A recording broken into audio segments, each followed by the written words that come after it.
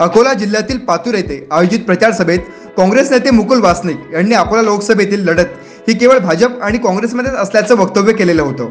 मात्र मुकुल वासनिकांच्या या वक्तव्याला वंचित बहुजन आघाडीचे सर्वेसर्वा प्रकाश आंबेडकर यांनी शुभेच्छा दिलेल्या आहेत। तर वंचित बहुजन आघाडी आमच्यासोबत आली नाही याचं कारण मतदारांनी शोधावं असंही मुकुल वासनिक म्हणालेले होते। तर वेड्यांना मी उत्तर देत नाही असं म्हणत प्रकाश आंबेडकरांनी त्यांच्या वक्तव्यावर बोलणं टाळलं आहे। अकोल्याच्या जाहीर सभेत प्रकाश आंबेडकरांनी काँग्रेसवर चांगलीच टीका केली आहे। काँग्रेस आमच्यासोबत आली नाही, हरकत नाही, मात्र त्यांनी मुसलमानांना उमेदवारी का नाही दिली असा देखील प्रश्न आंबेडकरांनी उपस्थित केलेला आहे। CAA आणि NRC हे दोन्ही गैरकायदेशीर असल्याचंही ते म्हणाले। युवा पिढी नाईट लाईफ मागत आहे, आम्ही सत्तेत आल्यावर कायदा तयार करून नाईट लाईफ सुरू करण्याचं आश्वासनही आंबेडकरांनी दिलेलं आहे। अकोल्यात जी लढत आहे ती फक्त काँग्रेस आणि भाजपमध्ये आहे, तिसरा उमेदवार शोधावा लागला। Very good, congratulations. काँग्रेस आणि भाजपमध्येच लढत आहे। कॉंग्रॅच्युलेशन्स।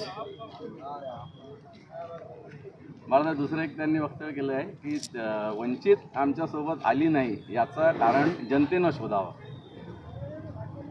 वेड्यांच्या ह्याला उत्तर देत नाही।